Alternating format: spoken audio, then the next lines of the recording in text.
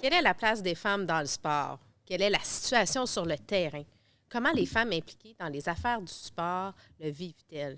Et quelles sont les pistes de solutions pour rendre le sport équitable? Ici Isabelle Etier et bienvenue sur le balado spécial Elle et Sport propulsé par la Lancée. On est à quelques instants de la conférence au Collège Montmorency et pour l'occasion, je m'entretiens avec des personnes clés pour en discuter. Je suis présentement en compagnie de Louis et Alex. Bienvenue sur le balado Femmes d'hockey. Merci de nous recevoir. Donc, Louis Rodrigue, chef de projet pour M361, La Lancée. Exactement. Et Alex Kenoll, qui est le président de Geek Event, puis qui est l'idéateur, le producteur de ce bel événement. Comment on sent à quelques moments? On sent bien. Je pense on voit que le projet il grandit et ça, c'est quelque chose qui fait grandement plaisir. Donc, non, sincèrement, on a un petit peu de fébrilité, mais on a hâte que ça commence, mais on est fiers. Vous êtes deux hommes alliés. Puis, bon, j'ai envie de vous poser la question. Qu'est-ce que ça veut dire pour vous être un homme allié? Un homme allié, c'est super important, tu sais, dans l'avancement des filles et des femmes. C'est pas uniquement aux filles et aux femmes de porter ce combat-là. Le rôle des hommes est hyper important. On a notre place. Il y a souvent le phénomène du boys club qu'on entend souvent. Mais il faut qu'on ait notre rôle à jouer aussi, puis qu'on tende la main vers des gens, puis vers les filles et les femmes pour changer les choses, nous aussi, contribuer à cet avancement-là qui n'est pas terminé. Alex? J'aborde dans le même sens. J'aime aussi faire le parallèle souvent comme étant afrodescendant dans une société ou du moins dans un endroit qui a beaucoup de personnes blanches d'une certaine manière. Et le fait si je peux prendre par exemple mes parents qui sont arrivés ici et, comme immigrants et tout ça, il a fallu que justement il y a des gens, des blancs, quoi que ce soit, qui ont pu ouvrir la porte parce qu'ils étaient dans une bonne position pour pouvoir le faire. Mais je fais la même analogie en tant qu'homme qui travaille aussi avec des jeunes femmes, des femmes. Donc pour moi, c'est important et c'est une question sociétale. Puis pourquoi avoir créé Elle et Sport? C'est la 5e édition. Donc, d'où est venue l'idée de créer cette conférence? En fait, c'est une bonne question. Je suis entraîneur maintenant au soccer de jeunes joueuses. Et puis, quand j'ai commencé j'étais dans le masculin au départ. Et quand j'ai commencé à aller vers le féminin, ma carrière a pris un autre niveau. Donc voilà. Et puis, c'est là que j'ai pris conscience un petit peu de tous les aléas au niveau de l'iniquité qu'il peut y avoir au niveau des femmes. Et en étant dans une position, je pense que les jeunes femmes m'ont donné beaucoup, m'ont permis beaucoup de progresser. Je me suis dit qu'il fallait que je puisse remettre l'appareil. Et pour moi, c'est juste c'est une initiative au mieux de mes capacités qui peut ouvrir les horizons et pouvoir aider à avancer la discussion. Et toi, Louis, pourquoi que La Lancée a embarqué dans ce projet-là? Pourquoi c'est les propulseurs de ce bel événement? Nous, on collabore à ce effectivement super événement-là. La Lancée vise l'avancement des filles et des femmes dans le sport, l'activité physique puis le plein air. Développer le leadership, démontrer des modèles. Ce soir, c'est un peu ce qu'on va voir. C'est des gens qui ont évolué dans le domaine du sport, du plein air, de l'activité physique. La pratique du sport évolue aussi. Donc, on collabore avec notre projet La Lancée dans cet événement-là qui rayonne puis qui met en valeur clairement des modèles qui ont fait la différence. Merci, messieurs, merci. Mais avant de laisser place à ces femmes, donc nos étoiles ce soir, je vous pose une petite question. Qui est la femme de sport qui vous inspire? Alex? Ma sœur. Ta sœur? Ouais, ma sœur était ma première, la première personne que je regardais à dire elle est vraiment bonne, elle est forte et que je voulais dominer autant qu'elle faisait. Donc, la première qui m'a vraiment aidé dans le sport, c'est ma sœur. Louis? Moi, j'ai pas de modèle. Je pourrais nommer des noms comme Marie-Philippe Poulain, qui vient de la Beauce, une belle région comme la mienne, qui m'inspire énormément à sa façon, tout ce qu'elle fait. Mais je pense que c'est les gens, c'est des leaders de proximité. C'est tous ceux qui s'impliquent, qui font une différence, des petits gestes à leur façon, qui vont tendre la main, qui vont s'impliquer, que ce soit des bénévoles, des entraîneurs, puis qui vont essayer de changer les choses à leur façon. Fait que des leaders de proximité, ça peut être des mamans, ça peut être des entraîneurs, tous ceux qui s'impliquent pour changer les choses. Moi, c'est souvent du temps bénévole qui est fait. Oui. Moi, c'est ces personnes-là m'inspire. Donc, j'ai comme contourné ta question, mais voilà. C'est correct. Ben, merci, messieurs. Merci Merci, beaucoup. Isabelle.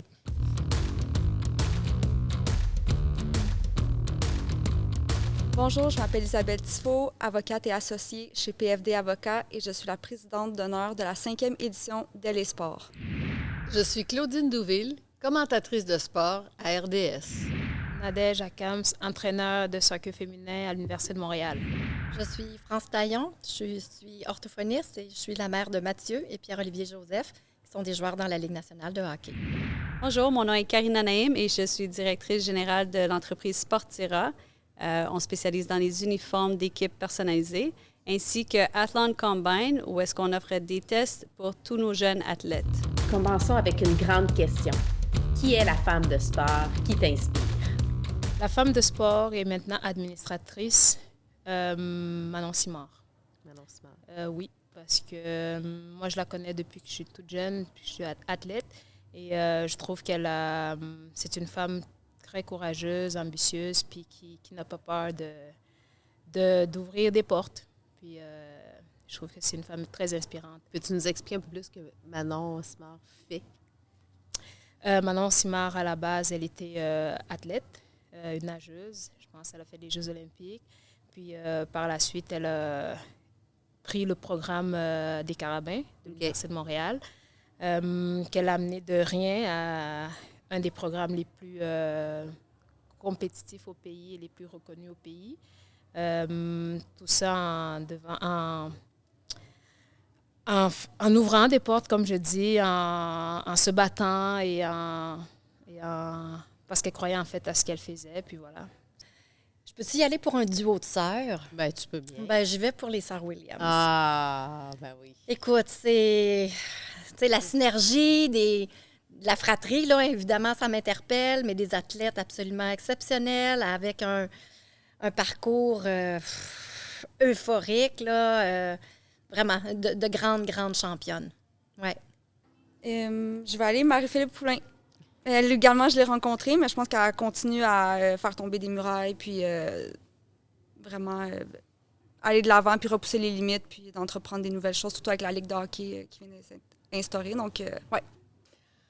L'athlète?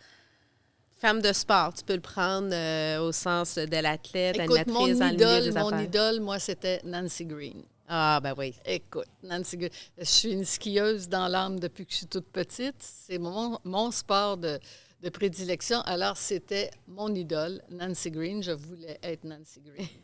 Et Nancy Green, le pendant masculin, c'est Peter Duncan. Oui.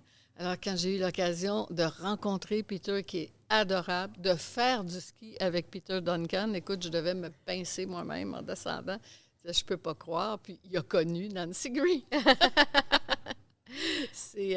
dans le monde des médias, ben là, c'est plus difficile à dire parce qu'il y a des femmes que j'admire autour de moi, tu sais, Marie-Josée Turcotte, Danielle Rainville à l'époque, mais tu sais, on a été là en même temps, un petit peu, tu sais, Chantal, Maccabée, on est rentré à RDS en même temps. C'est que, tu sais, tu les regardes pas comme un but à atteindre parce qu'on est... C'est tes collègues. C'est ça, c'est des collègues. On est sur la même tranche.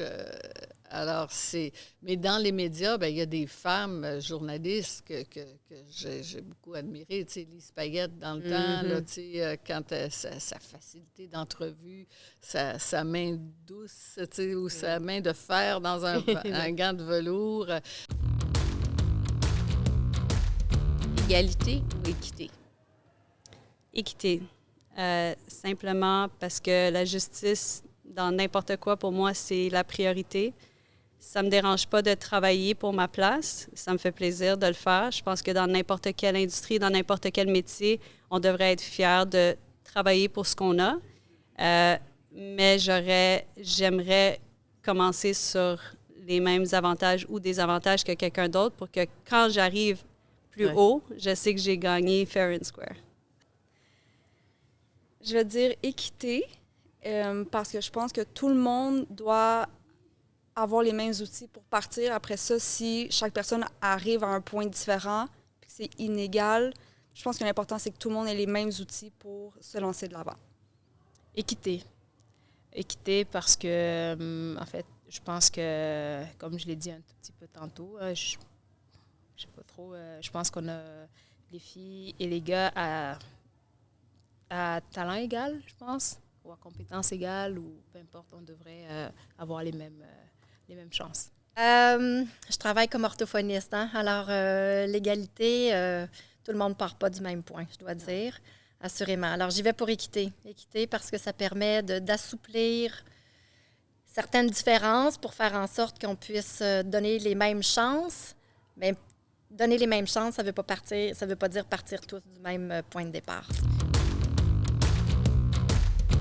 Le hockey, c'est un jeu de passe. Donc, pour faire des buts, on a besoin d'une passe. Quelle a été pour toi cette passe sur la palette que tu as eue ou la personne qui a fait une différence? Écoute, il faut que je remonte loin en arrière.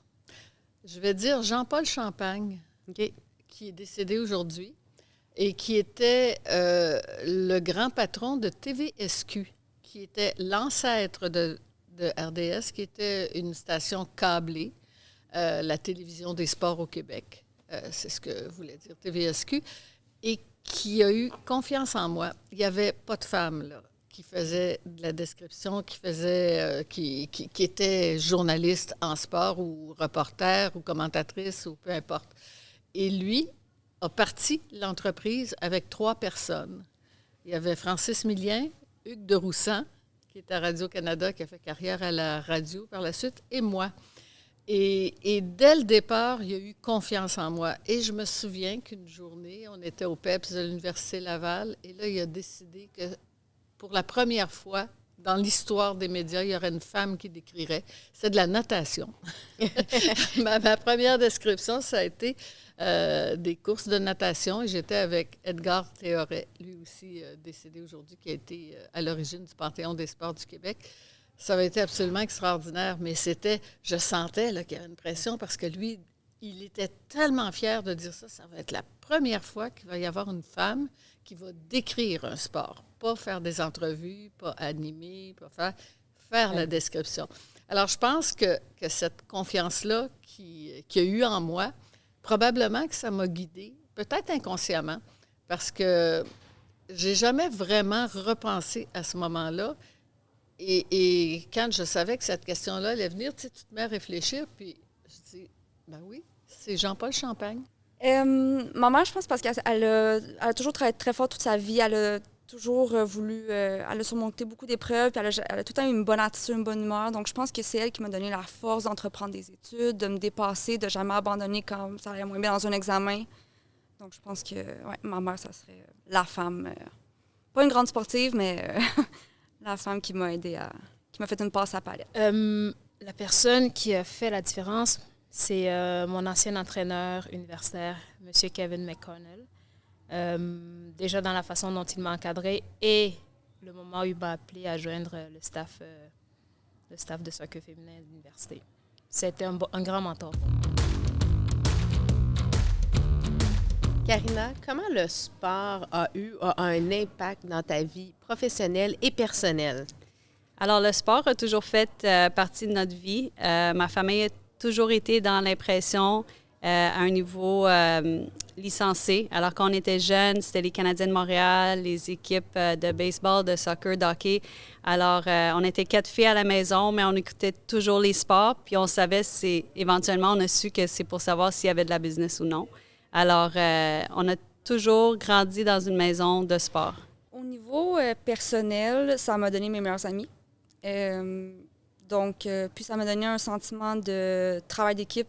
Encore là, c'est vraiment cliché, mais je pense que c'est vrai. C'est vraiment un travail d'équipe de pouvoir se faire confiance, se dépasser, mais pouvoir compter sur les gens également. Puis je pense que ça se reflète autant au niveau professionnel. Je suis vraiment quelqu'un qui va collaborer dans des dossiers. Je ne vais pas garder des dossiers pour moi. Je vais aller les partager avec des collègues de travail, par exemple. Donc, je pense que ça se reflète là-dedans également. Ça a toujours été hyper important pour moi, le sport. Ça a été pour moi un levier pour me développer comme individu, c'est-à-dire développer du leadership, développer de l'esprit d'équipe, être capable de persévérer, gagner avec humilité tout en respectant l'adversaire, savoir se relever, suite aux défaites qui peuvent être crève-cœur. Créer cette synergie d'équipe et de groupe, là, et ça, moi, c'est devenu des valeurs très, très importantes pour moi comme individu. Qu'est-ce qui nourrit ta passion pour le sport? Je dirais que c'est mon équipe. Mes clients, voir les jeunes porter des uniformes, les voir gagner dans mes uniformes.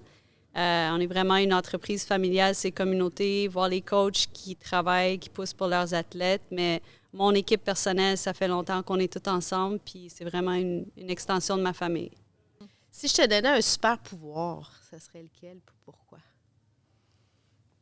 Écoute, un super pourvoir dans la vie, ce serait celui de guérir.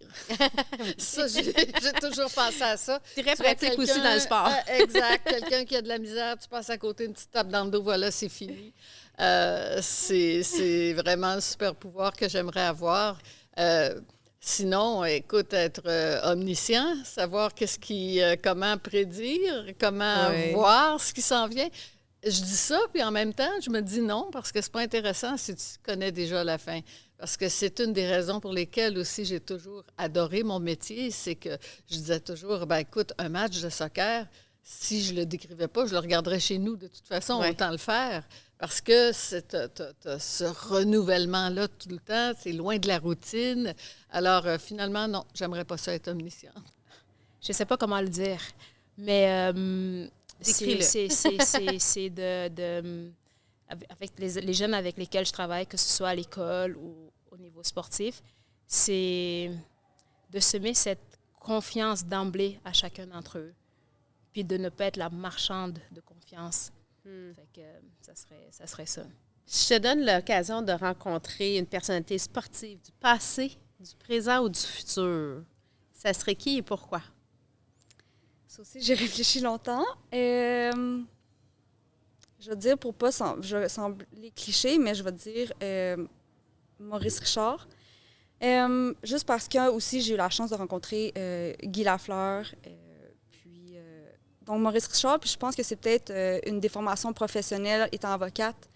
Ce qu'il a fait dans son sport, ça l'a changé un peu, je pense, la philosophie, où ça l'a permis de donner des droits aux francophones qui n'en avaient pas. Donc, je pense que je dirais lui pour tout le mouvement qu'il a créé par la suite. Je sais que c'est cliché, mais Kobe, parce qu'il y a juste une mentalité de travail, de persévérance.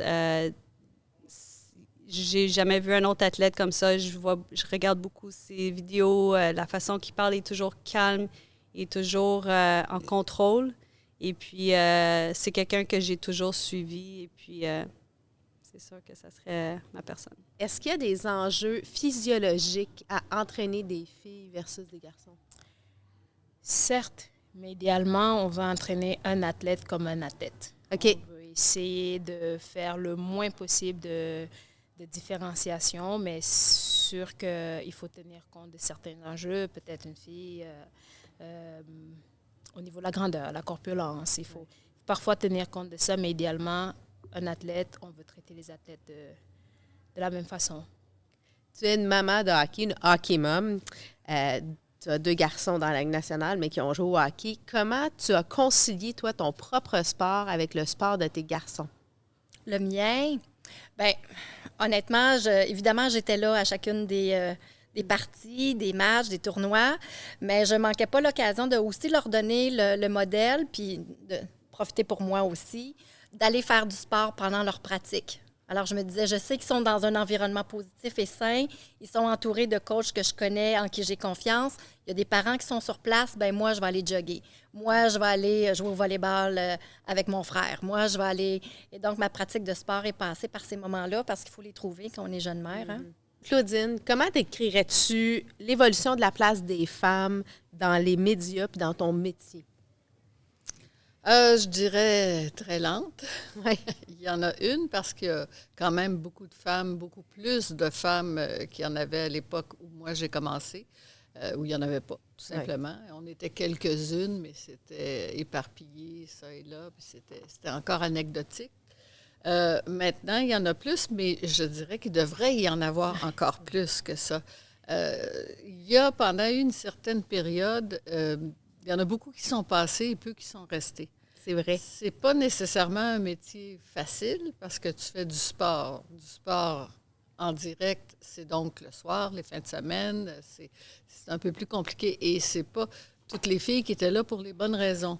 Parce que quand je veux dire pas pour les bonnes raisons, c'est que pour être là, il faut que tu sois passionné de sport. Ah ouais. Et si c'était un moyen pour être en ondes, bien, c'est certain que ça n'allait pas durer.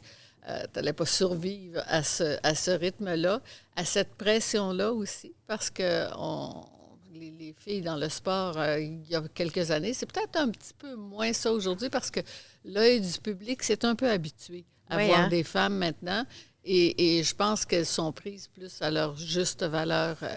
Mais on sent encore qu'il faut toujours prouver. Avec ce que tu sais aujourd'hui, y a-t-il quelque chose que tu aurais aimé savoir dans tes débuts? Mon Dieu, ça, c'est un peu difficile parce qu'il faut que tu te reportes à l'état d'esprit que tu étais dans les débuts. Puis, tu sais, tout était à faire. Moi, j'avais 16 ans. Et quand on me disait « Qu'est-ce que tu veux faire dans la vie? » je disais « Je vais être commentatrice de sport. » Et là, quand j'avais 16 ans, il y en avait zéro. Comme on dit, zéro puis une barre. Il n'y en avait pas du tout.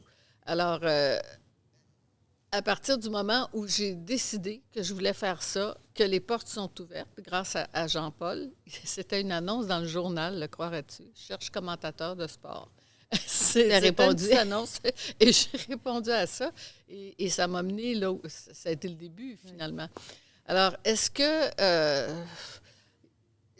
en fait, je suis allée avec beaucoup de naïveté en disant « c'est ça que je veux faire ». Ça a fonctionné et on aurait dit que par la suite, les choses se faisaient naturellement. Parce que je ne me suis jamais posé de questions. Je me suis jamais mis d'a priori puis dire « c'est pas pour moi, c'est pour les gars ».